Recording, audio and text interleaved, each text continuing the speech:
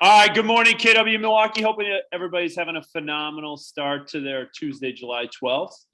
Hope everybody has a safe and uneventful/eventful 4th of July, my favorite weekend of the year. And for those of you that went to Bummerfest, hopefully you didn't have any bummers, but hopefully you enjoyed yourself in a very active time in our community. And for those of you, Bastille Days is this weekend, isn't it? Yeah. For those of you who are getting ready to storm the Bastille on Thursday nights, I hope that you're ready to rock and roll. But all right, here we go. We'll get jumping into it. But one of the things I wanted to address right up front, and someone sent this to me the other day that I thought was actually really, really worthy. And we've talked about this a little bit.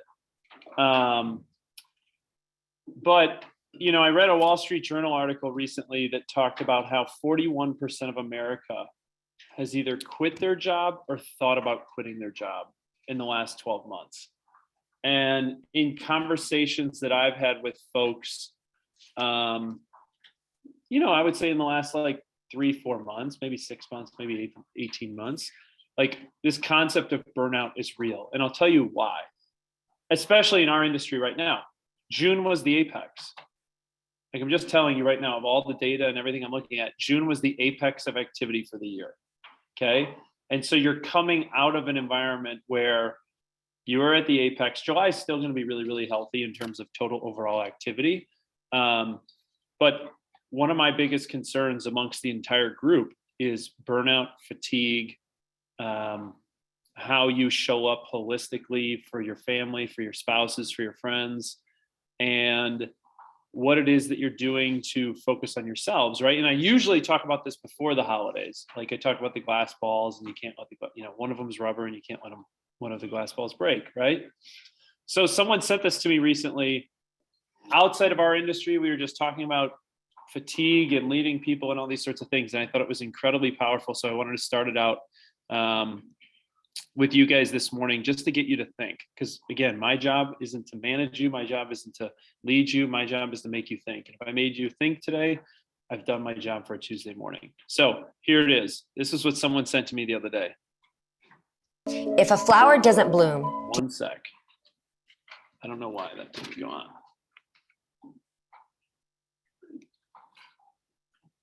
You blame the flower.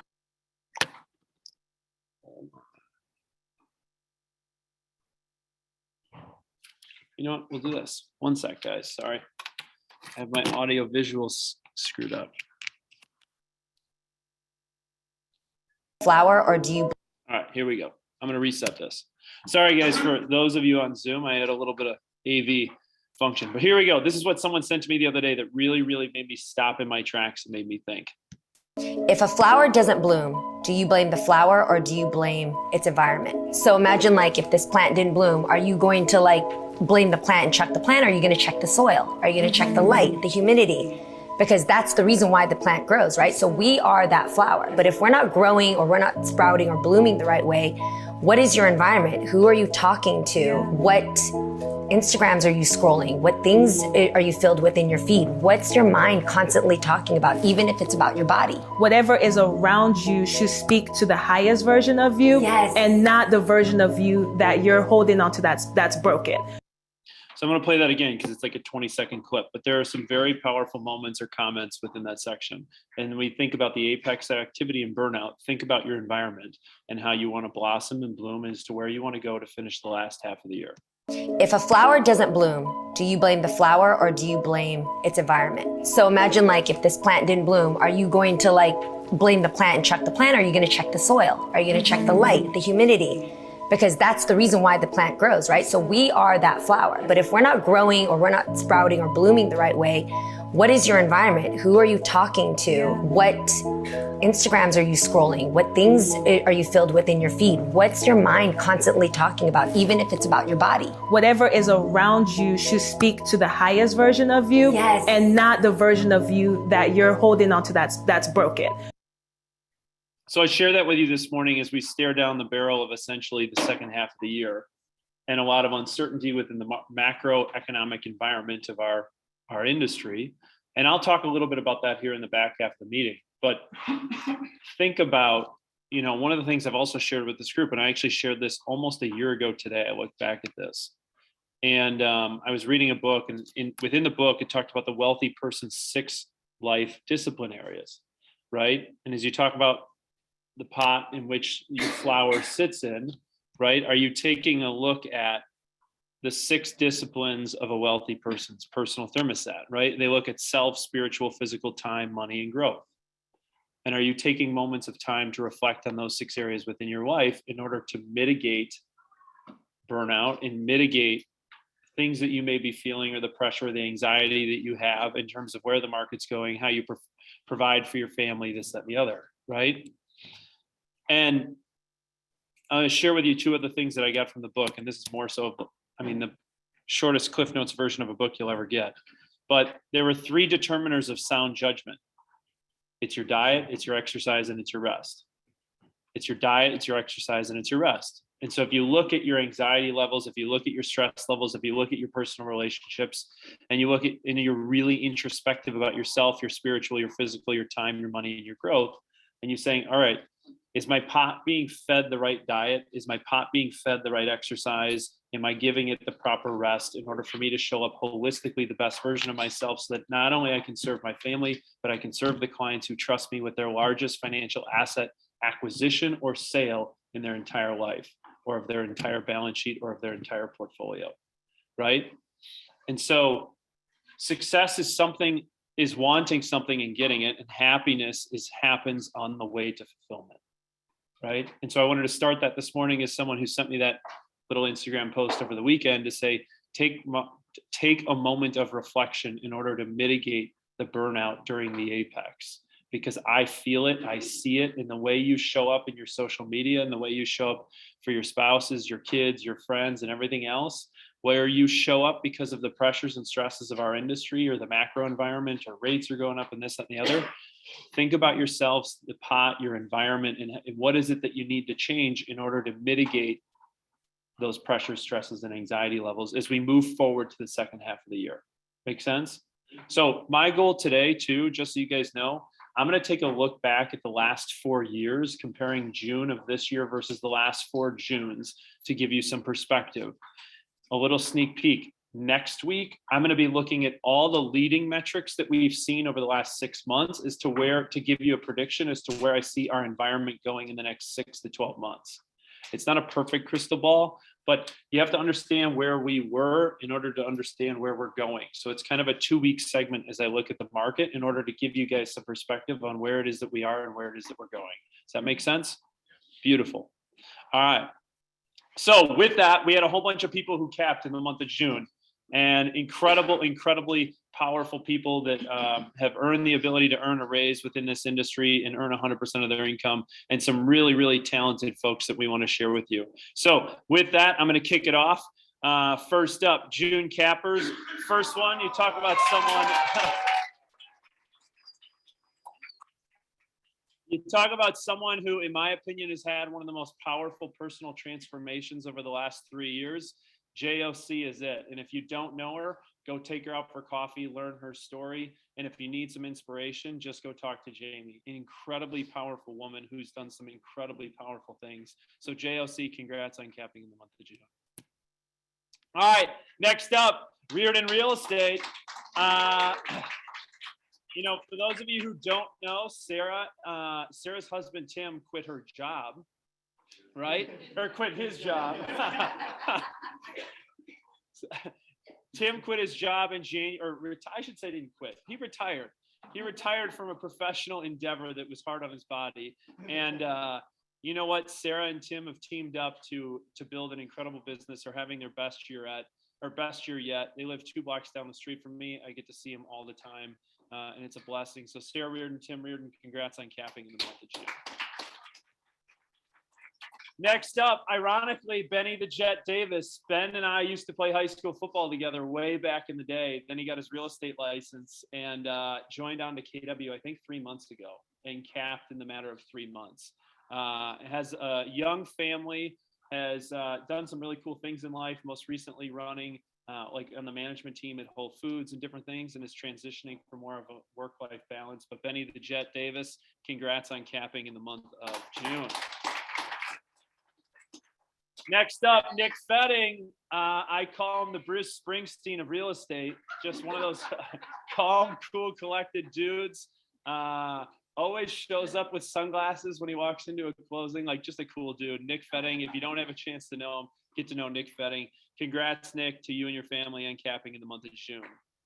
All right, next up, Ellen Pertel. Great story about Ellen. Ellen came into our environment, really like to, she's an attorney by trade, and her family way back in the day used to run a small little company called Federated, which for those of you who don't know, that was a joke because Federated was a huge company. Yeah, there's a lot of Federated agents in this room. But Ellen Pertel, congrats on capping in the month of June. You've built an incredible business since your transition over to KW. Congrats on capping. All right, next up, Liz Mitchke, a part of Amanda Schroeder's conglomerate of the Key Home team. Liz Mitchke's been, relatively newer to the business in the last 2-3 years, has done a really, really phenomenal job building your business. Congrats to Liz Mitchke on capping in the month of June.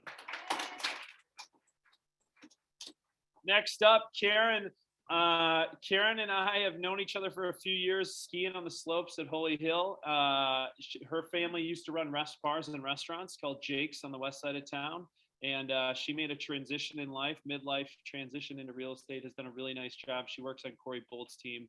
Her husband, Jake's now also in the business. So Karen, congrats on capping in the month of June. I would say the personal transformation 2.0 of someone who is absolutely has an incredibly powerful story. Shauna literally, I don't know if I'm sharing too much, but has built a really successful professional career, quite frankly, lost almost everything and has rebuilt her entire life, personally, professionally. She's got 2 young sons that love baseball. They play for Hitters in Oak Creek. Shauna, what you've done in the last 3-4 years is nothing short of extraordinary. Congrats to you and your family and what you've built in rebuilding, kind of like a phoenix rising from the ashes. So Shauna Knights, congrats on capping. Alyssa Burkhoff, another one. A lot of personal stories today. Alyssa Burkhoff was my neighbor on Carlisle when I was growing up.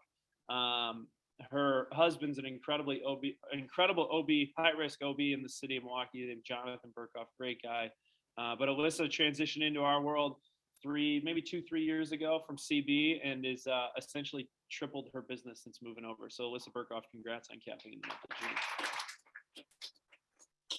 And then Tyler Kohler is what I consider to be consistency over time breeds success.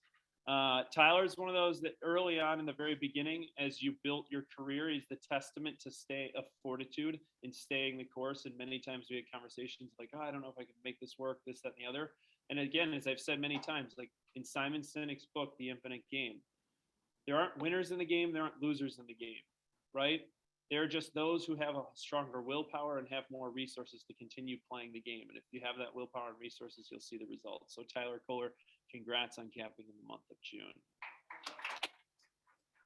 And then lastly, from the North Shore TOSA Innovation Group is Doreen Drummel. Doreen, congrats on capping. Doreen transitioned into our world several months ago and has absolutely taken off, really flourished. You talk about a flower that has totally blossomed. Doreen, congrats on capping in the month of June. All right, Deej, I'm flipping it over to you for Lake Country. Awesome. Congrats all North Shore cappers. We have some amazing stories of our own.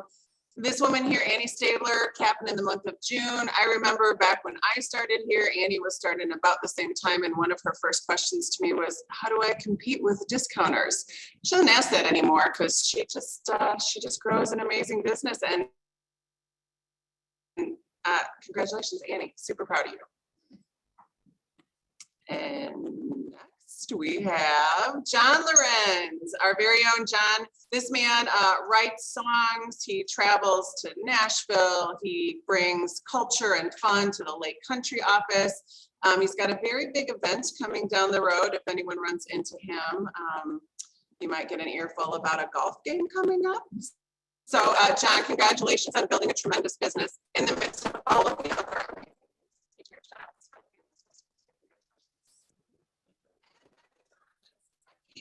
Is a dual think she's a triple career gal, started with us a little over a year ago, and here she is capping out. Becky, congratulations on all of your success in building your great business. Love that for you. And then our very own Karen, congratulations. This is a woman who has built obviously a tremendous presence out here in Lake Country, and an amazing team, and interacting with her and her people just makes you feel that everything's possible. So live. Congratulations. I know we you guys.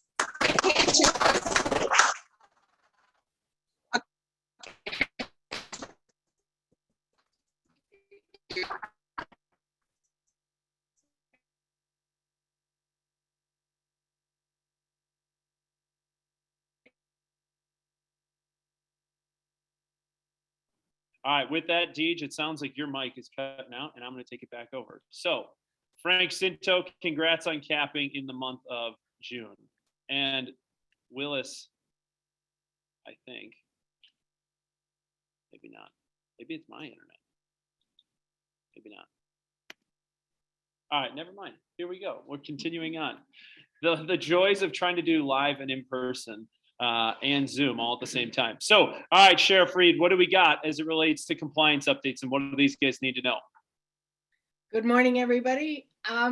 This is an exciting topic, and it's not a very happy topic, but it's been happening a lot. And Steph and I are getting these questions coming to us, and it's the idea that the closing is in a couple of days, the closing is tomorrow, the closing is this afternoon, and all of a sudden we're getting issues that are coming up, either the buyer or the seller, but it's usually the buyer.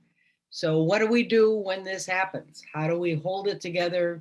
What are the steps that we can do if we're the listing agent or if we're the buyer's agent? So here's some recent situations that have been actual phone calls that I've received.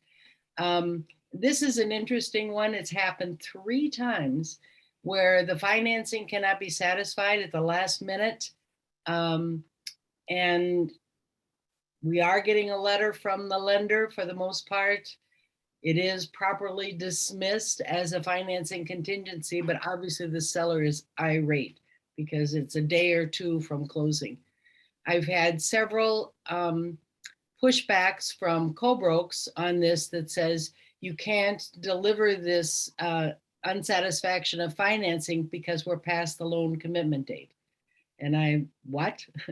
That is not relevant. The loan commitment date does not excuse the fact that the buyer may not get financing.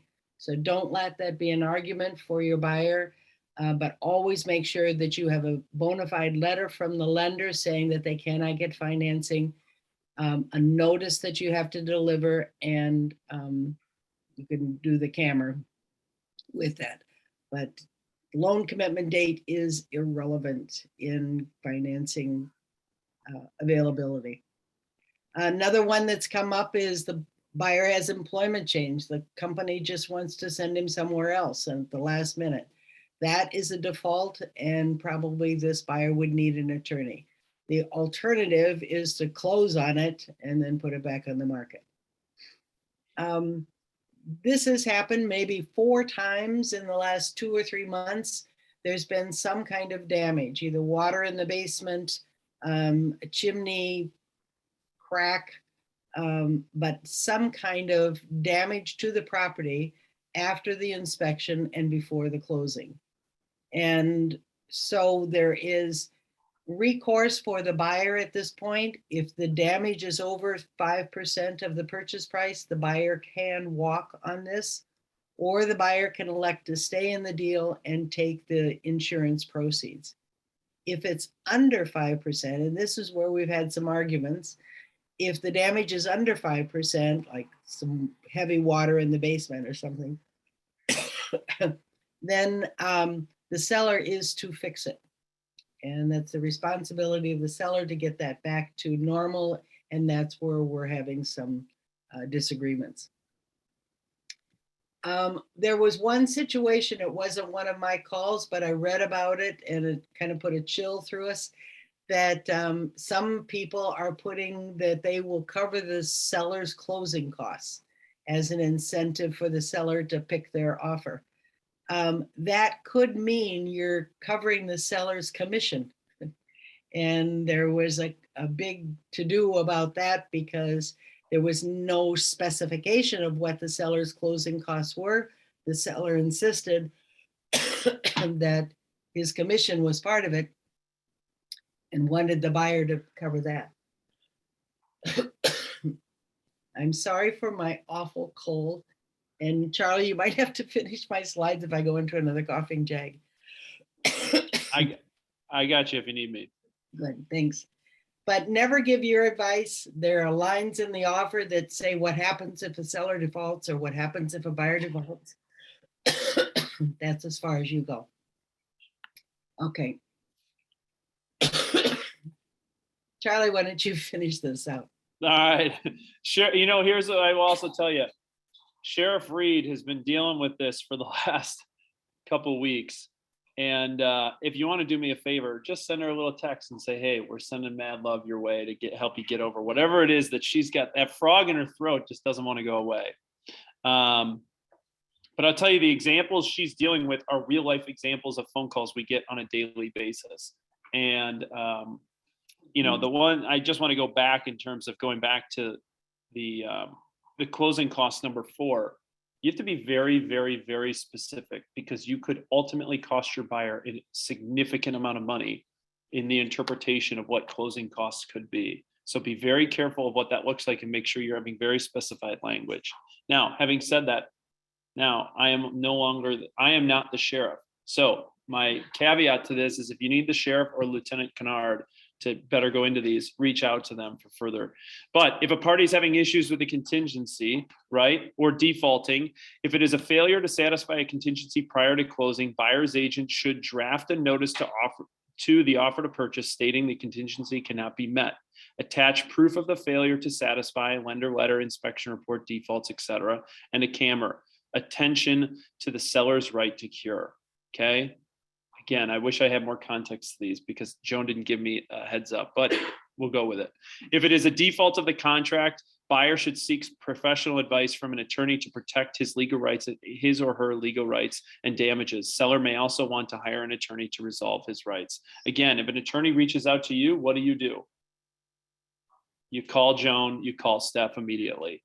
I will tell you, I had a phone call over the weekend.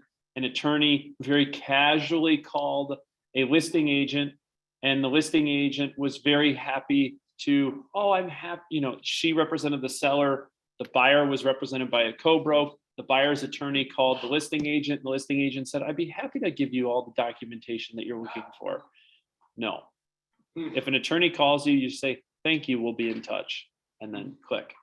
All right, don't hang up, but be polite, be respectful, but remember your fiduciary lies with the seller, not with the buyer who's having issues. Now, cancellation of mutual release form with the signatures of both parties. This form releases all parties from all liability, sends the earnest money to the correct party and cancels the contract.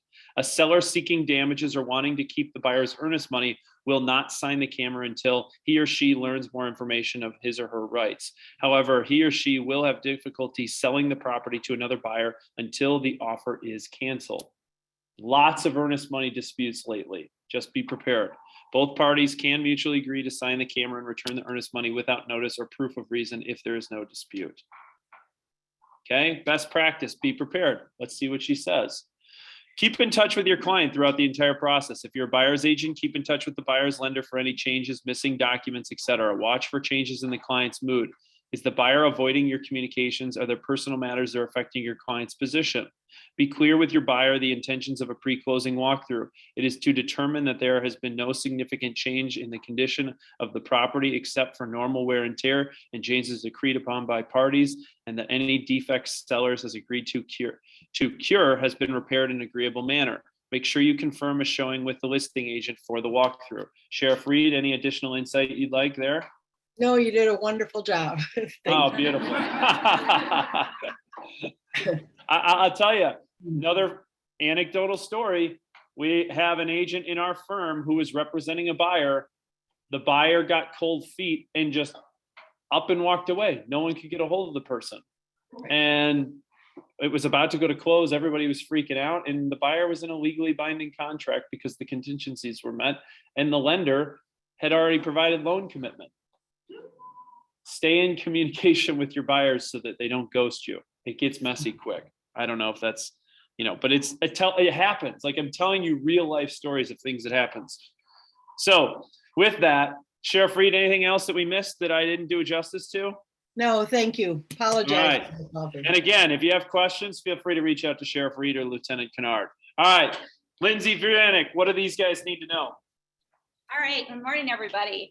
So I wanted to remind everybody about the Key Please app because we got some data and you guys are using it. So if you are not using it, this is an awesome piece of leverage. We talk about leverage all the time, but why not talk about it again? Because it's summer, people are going on vacations, you guys are busy with showings and open houses and inspections.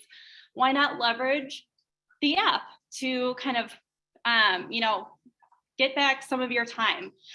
So you guys, over 200 KW agents are actually utilizing this app. So there's a huge pool of our brokerage using this app. Just in the last, just this year, over 120 showings have been scheduled through the Key Please app. So the average per showing that people are kind of paying people for either showings or open houses or inspections is around $40.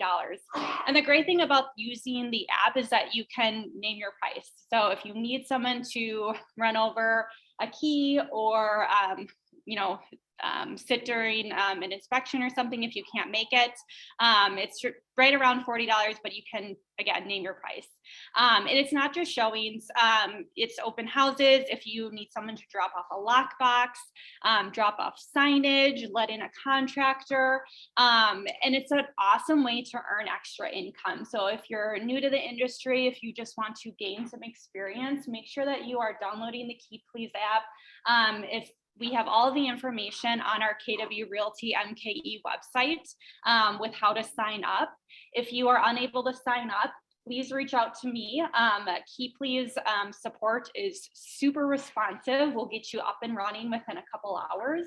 And so this is, again, it's a great tool for both if you need help with showings, if you're looking to gain some experience, download the Key Please app. It's a really, really useful tool.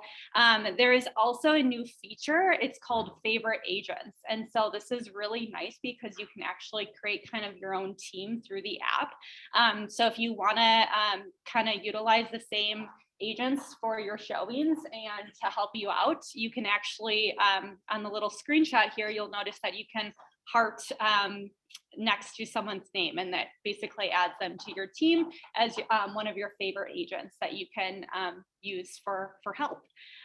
So again, if you guys have questions on the app, reach out to me. But otherwise, just go ahead in the App Store, Google Play Store, download the Key Please app and start utilizing it today. Here's what you need to know. Key Please equals Uber for a showing assistant. It amazes me that we have people that are still searching in desperate need of showing assistant on Facebook, when you have a really simple, easy to use platform that also exchanges the monetary exchange between what it is, the service that is that you need. And if you understand your time value of money, of what your hourly rate is, sometimes you have to look at what your hourly rate is, and sometimes leveraging showing assistants in certain scenarios is a better use of the time value of your money than doing certain things. Utilize Key Please in order to gain leverage in your life. Sweet. Here's what I also know. 120 showings so far have been since we launched the app. Based on the math of when we launched the app, that's about 7 showings a week. People are utilizing the app in order to gain assistance. It's a really incredibly powerful tool in order for you to get immediate response.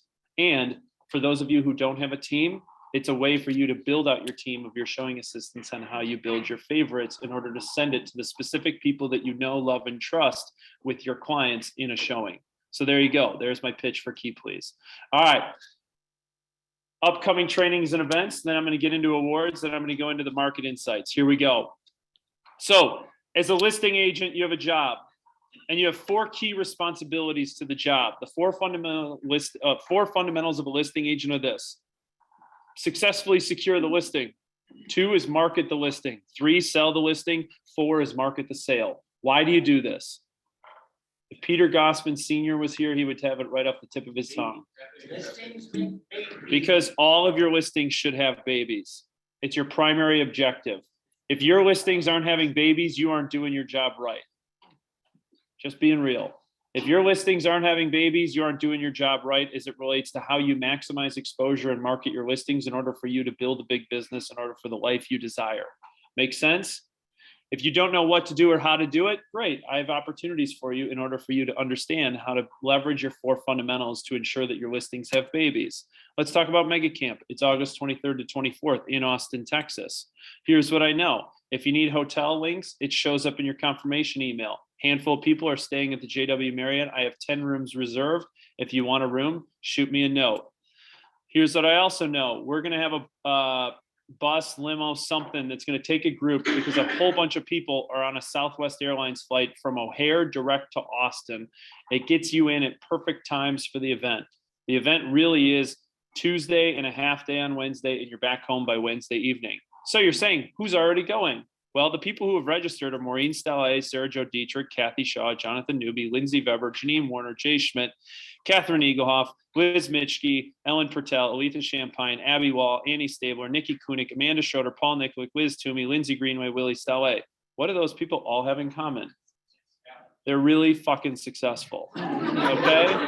So I can't be any more direct than that. It's not average camp, it's mega camp. If you want to spend time with really successful people, you'll invest in working on your business at mega camp in August. Okay? My mom is going to kill me when she hears that. On another note, the July training calendar, opportunities for you to pour into your business. If you're new and you're not showing up to Ignite Monday, Wednesday, Friday, and Tuesday, Thursdays for launch coaching and productivity, congrats. You'll be a part of the 80% who don't make it to year 2. Okay? The gloves are coming off today. Okay? So if you want to make it to be a part of the 20%, the world is run by those who show up. Invest in your business and build in your foundation. Other than that, what else do we got coming up this week? Lake Country crew, they got the catch up with friends in Lake Country. If you want a nice lunch at a beautiful office, join Lake Country crew at 11:30 today, right? A couple other things. Lake Country's also starting for those of who are what I call dabbling between 2 different professional careers while they buy themselves out of their main career. Lake Country is now going to offer night classes from 5:30 to 7 on Wednesday evenings, right? It'll be hosted in Lake Country by Stacy. I'm not even going to pronounce her last name because I don't want to butcher it, but Stacy G. Stacy's an incredible, she coaches for Tom Ferry, an incredible agent out in Lake Country, but it's something that we're going to try because we're looking at ways in which we can water our plants and our flowers so that the flowers can bloom. Lastly, this week for the invite only group, Maureen and friends, right? An incredibly powerful conversation you won't want to miss, all around how do you have a personal relationship with a big database from someone who's been doing it for 50 plus years at the highest level. I will only tell you that. So if you want to hear what it is, you better be on that call. That's what I know. Sound good? Beautiful. You either work on your business or you work in your business. It's your choice, but there's a big difference between how you scale. Just like we talked about in Ignite, there's a difference between being a functionary and there's a difference between being a fiduciary. You should know the difference between the two. Here we go. Next week in the North Shore, if you need a free headshot, if you're one of those agents who, when I look at your business card and it's 20 years old and you walk in the door and I don't recognize you, you probably need a new headshot. So Wednesday, July 20th at 11 o'clock, there's free headshot day in the North Shore office. I'm really, I've been up early this morning. I didn't get much sleep and we're spitting tax. All right, here we go. I talked a little bit about Ignite. We have 30 plus people signed up for Ignite, and I'm really proud of those that are showing up every single day. We have on average 30 people that are showing up. The world is run by those who show up. Here's the other thing. What do I know about these instructors? There's a common theme. What do they have? Success. They're teaching you their tips, tricks, and anecdotal stories as to what made them successful. You don't have to be new to attend Ignite. If you just want to know one of these sessions, join into the session. We aren't streaming it. You have to show up. So North Shore, Tosa, or Lake Country, show up and you'll get the content. For those of you who are in and out, you can either be part of the 80% or you can be part of the 20%, your choice, right? It does, the speaker does, but the content, if you want the content, you got to show up to the office because it's all about building Havre in a community. Lastly, as it relates to upcoming trainings and events, August 10th for $49 at the New Berlin Ale House, James Shaw, who runs all of MAPS coaching runs all of MAPS coaching programs. He runs the Pivot Shift Ahead page. If you haven't paid attention to that on Facebook, it's a phenomenal community. Really, really highly encourage it. You know, I really pushed the Jeff Glover event because I said there was a lot of meat and potatoes. This is the second event that I'm pushing as it relates to meat and potatoes event. James will be here in Milwaukee on Tuesday, August 10th. All right. Now, I'm going to fly through this like the Kentucky Derby, and we're going to keep this moving because I want to get to the statistics. Awards for June and year-to-date 2020. And Deej, I got you for Lake Country because we couldn't hear you earlier. So here we go. June $1 Million months for the group out in Lake Country. Mary Beth Milkey, Becky Thomas, Elena Zeman, congrats. Tamara Bolton, Connie Cummings, Lorenz Schaefer, Turner Jock, Andy Stabler, Natasha Jamberg, Frank Cinto, Deb DeFeer, Karen Trimble, Katie Thomas. Home Run Club, 1 listing taken, 1 contract written, 1 contract closed. Chrissy Klasky, Connie Cummings, Tamara Bolton, Deb, Frank, Gabby Borowski, John Lorenz, Trimble, Katie Tesmer, Leanne Plooster, Katie Hart, Sarah Zeeth, Mike Mullen, Nada, Nick Jensen, Nikki Kunik, Becky Thomas, Sarah Mahalik, Tracy Lukic, and Katie Thomas. Guys, Home Run Club is what you want to get. It means you got paid this month, you're going to get paid in the future. Here we go. Moving on. Individual awards. Mary Beth Milkey leading the way for the month of May at the month of June, I believe this is. Month of June, agent volume 3.2 million. Mary Beth, congrats. Becky Thomas, Elena Zeman, Damara Bolton, Connie Cummings rounding out the top 5. Year to date, Damara Bolton leads the way. Mike Moen, number 2. Mary Beth Milkey, Elena Zeman, Becky Thomas. And then you can see the units down below. Team awards, Lake Country, Team Trimble leading the way in the month of June, not May, June. Team Trimble leading the way at 7.1, Gallagher Lake Country 3.7, Plooster Property Group, Klasky Realty Group, Bark River rounding out the top 5. Year to date, you can see Gallagher Lake Country, Team Trimble, Plooster, Klasky, and Bark River. Again, very similar top 5 and units down below. Now jumping over to North Shore and Innovation, $1 Million Month Club. Congrats to Champagne, Stillman, Cleaver, Dave, Benny the Jet Davis, Benji Cohen, Bridget Ty, Kathy Shaw, Doreen Drummel, Ethan, who just made his move over to KW. Congrats on $1 Million month. Jeff Koenig, Jessica Nowie, Molitor, Julie Scott, Catherine Eaglehoff, Katie Falk, Kevin Gardy, Kirsten Lindstrom, Lauren Foy, Lori Stroke, Lindsay Andrews, Maggie Drain, Martha Ola, Maureen, Megan, Molly, Natasha, Nick, Patrick, Richard Rubin, Sarah, Stephanie, Tammy, Terrell, Tyler. Beautiful. Congrats to all your folks on $1 Million month in the month of June. Home Run Club. It's a whole plethora of folks that, quite frankly, I need my readers on and cheaters on in order to read. But what I love about it, it's a big list and a big group. Okay, month of June, individual volume. Molitor, as he has been, leading the pack at 4.3. Bridget Ty, Lindsay Andrews, Doreen Drummel, KG, Benny the Jet Davis, Nick Fenning, Sarah Oberbrunner, Tyler Kohler, Jeff Koenig, rounding out the top 10 for month of June. What I love about the month of June for top 10 individual agents, in order to crack the top 10, you had to sell over 1.4 million in a single month, right? That's not mediocre. That is not mediocre. As my wife calls me, below average. That's not below average. All right. Year-to-date individual volume. Molitor is on pace. Molitor is on pace through the first half of the year to surpass what he did all of last year in a very tight environment. So shout out to Molitor.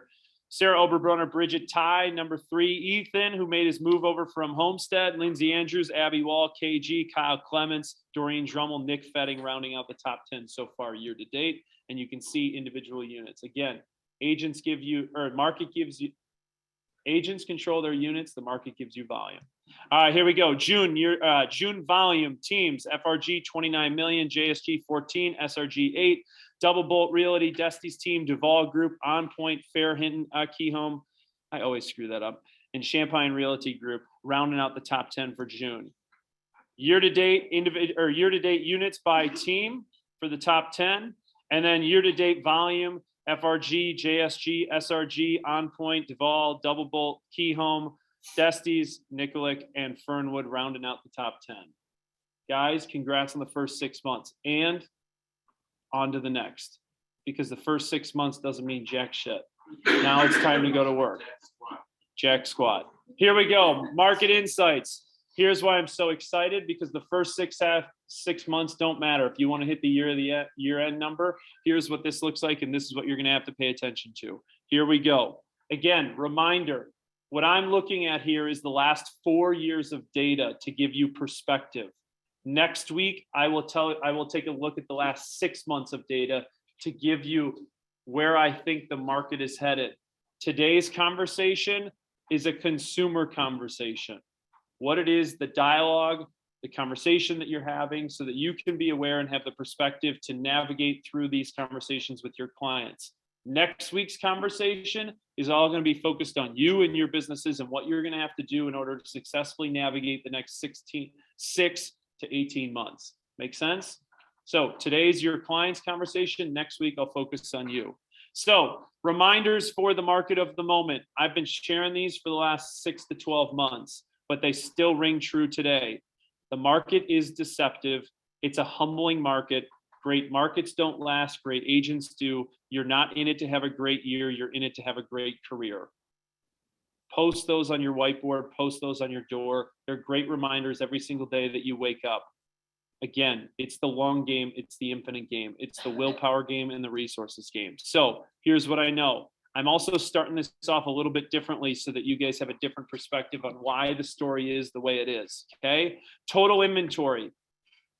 If you look back to June of 2019, in June of 2019, there were 10,262 active listings in that year of June of 2019. Again, also for perspective, guys, the reason why I'm going all the way back to June of 2019 is when I went to the Real Trends conference in Colorado Springs 3 weeks ago, the entire conference was all around, you have to throw the last 2 years out the window. It was an environment that was like somewhat of a unicorn in terms of the rate market, the economic market. There were a lot of things that came together. We have to look at June of 2019 as more of a baseline as it relates to what the market is doing. Having said that, though, our total inventory compared to June of 2019, and you can see the 4-year trend line is down 34%. Okay. Currently, we're in recovery mode with continued strong demand. Good news is you're seeing February was really, honestly, the bottom of the inventory market. We're in rebuild mode. Okay. And yet we're still down almost a third of total inventory, or around 3,000 total units versus what we had in June of 2019. That, and you know, we've talked about this alone, but that single metric alone is the reason for suppressed deal activity. Okay. Take rates out of it, take everything else. If you don't have inventory to sell, you can't get buyers into homes. Okay. It's the number one thing you got to look at and pay attention to. Now, new inventory units, again, a 4-year look. This is actually pretty consistent. June of 2019, there were 3,500 units that came to the market that were new. June of 2022, there were 3,300 units that came to the market. Okay, here's what you need to know as it relates to what you should be paying attention to. June new inventory, June this year versus May of this year, was 5% higher. So you have to be introspective on your businesses to say, did I take more listings in June than I did in May? If the answer is no, you missed the boat on a rising tide. Okay, and yet we're down 22% versus last year, where we're missing about 1,000 units that we had last year that we didn't have this year. Again, deal activity is going to be suppressed somewhat because of that lack of new inventory to replenish what has come off the market the first 6 months of the year. Okay. Now, 2-year view as it relates to expireds. I've talked about this a little bit, and I really firmly believe there's an opportunity to be the second listing agent in the marketplace as things come up. How do I know that? Expireds are up 38% June versus May of just this year alone. When we look at it versus June of 21, they're up 19%. Expireds are going up. If you've never focused on that area and you want to diversify your lead generation efforts, there is expired listings to be had or withdrawals to be had. So an area of focus that you can play in. Months of supply. Again, this is more so just showing you the inventory level. A balanced market is 6 months.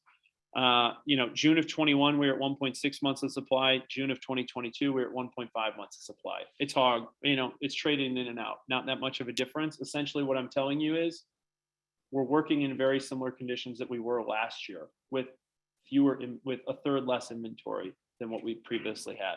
Again, deal activity will be suppressed because of lack of inventory. Now, days on market, again, very similar. This year versus last year, it's 27 days versus 28 days. It's remained relatively consistent. Now, here's where something gets interesting. Showing time activity. This is across North America. Okay, the light blue line is 2020, the dark blue line is 2021, the orange line is 2022. I don't know where that's showing up, so don't pay attention. Chase probably helped me put this presentation together. So this is across North America, okay? What you're hearing in the media is buyers, buyers, buyers, they're running for the hills, rates are at 7%, this, that, and the other. Okay, that's North America, and that's what's in your RAS. And if that's the environment you're getting fed, you're probably not looking for your business. Now, let's take a look at Wisconsin. Wisconsin's telling a very different story than the national story. Wisconsin's story is very much that of buyer demand remains still very, very healthy when you compare it versus the last 2 years, 2-3 years. Okay, the orange line is where we were compared to 2021.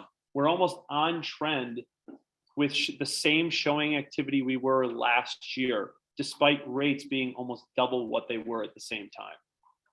Okay, that's an important fact to note whether you're talking to your buyers or sellers. Okay, now sales absorption, it's the percentage of inventory that goes under contract. It's an indication of demand. Now we're going to start looking at some demand metrics. We talked about supply metrics. We know that they remain suppressed, right?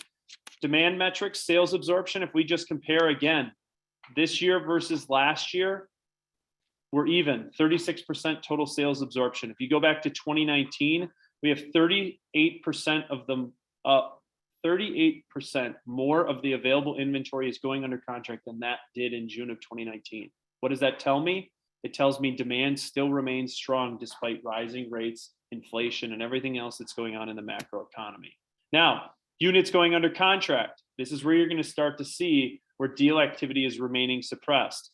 You can see back over the last 2 years, again, June of 2022 versus June of 2019. Does anybody remember what the total inventory levels were compared to 2022 versus 2019?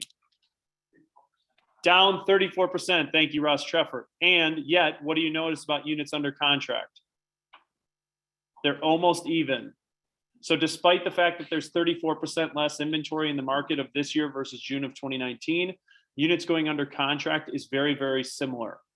Okay, what does that tell me? There is still an appetite within the demand sector. Okay, now closed units, very similar story. Ross Treffer, how much less inventory do we have versus June of 2019? 34% less. And Ross Treffer, what does it look like from a closed units perspective this year versus June of 2019? Pretty even. What does that tell me? There's still a strong appetite from a demand perspective. Okay, we have to be telling this story. Now, last 2 slides as it relates to the macro environment, pricing metrics. It's been a while since I've talked about pricing metrics. You can see the last 4 years, I compared the last 4 years of June. June of this year versus June of 2019, if you had a client who bought their house in June of 2019, on average, they gained 29% appreciation over the last 4 years. Okay, median, they gained 26% on the median of June of 2022 versus June of 2019. Okay, so inventory's down, buyer demand remains really, really strong. What happens?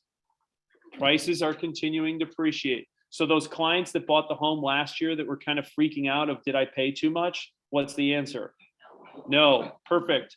That's going to come up in my grocery store market of the moment script. Last thing, pricing metrics as it relates to price per square foot. The reason I look at price per square foot is it's a static measure of pricing. It's a true indication of appreciation. Now, price per square foot in June of 2019 on an average basis across the southeastern Wisconsin metro area was $137. As of June of 2022, it was $188. That's a 37% price appreciation over the 4-year period, just on price per square foot alone. Okay, what's the message? The value of the asset continues to rise. So what does that mean for my grocery store market of the moment script? And I get there's a lot of words on the page. I'll make sure that you guys send this out. I'll read this to you very in layman's terms. So when you're checking out at the grocery store and someone says, what's going on in the market, you can be the economist of choice and not what they get on Twitter, Instagram, or Facebook. Make sense? Here's the grocery store script on how is the market for consumers. In general, the market is operating at very similar levels to what we saw in June of 2019, which was still a historically phenomenal market, with one continued caveat. We're having an inventory issue, which you're probably aware of. New inventory coming to the market continues to be the kink in the system for more deal activity. If we had more inventory, we could do more deals. But because we don't, we can't. June has brought the most number of new inventory units we have seen so far in 2022. That's an important metric for the buyers who have had fatigue. June brought the most amount of new listings we've seen in 2022, and it was 5% more than what we saw in May. Okay? And yet it still lags June of last year. So it's the kink in the system. The cost of the market, this cost the market almost 1,000 new listings that didn't come to the market, leaving the total market's inventory in a continued suppressed state. Okay, now they're going to say, oh, yeah, okay, that makes sense. I've heard a lot about that. Tell me about the interest rates. Well, despite rising interest rates, demand indicators in southeastern Wisconsin have remained relatively strong. Yes, buyer activity has slowed slightly as a result of the rising rates, and yet it has not happened. It has not curtailed a buyer's appetite for getting a deal together. Are we seeing 40 offers on a home? No, you may see 3, 4, or 5, but it's not suppressing the buyer's appetite or demand. Now, here's the most important point. If you really want to sound like the economist of choice, in my opinion, you combine these two forces of continued low supply and relatively healthy buyer appetites has continued to drive price appreciation in the market in 2022. What hasn't changed? Here's what hasn't changed. The price of the asset continues to appreciate. AKA the price of the house continues to appreciate. Am I buying at the wrong time? No, because the asset continues to appreciate. What has changed? The cost of capital to acquire the asset has gotten more expensive. The cost of the capital to acquire the asset has gotten more expensive, which is why affordability has become more of an issue than it had been before. So people have to adjust their budgets accordingly. And there you have it, the grocery store market of the moment script. So, no. That's it.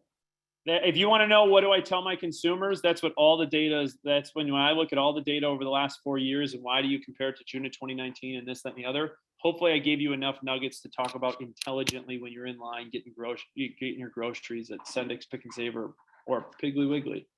So I think that's all I have. That's all I have.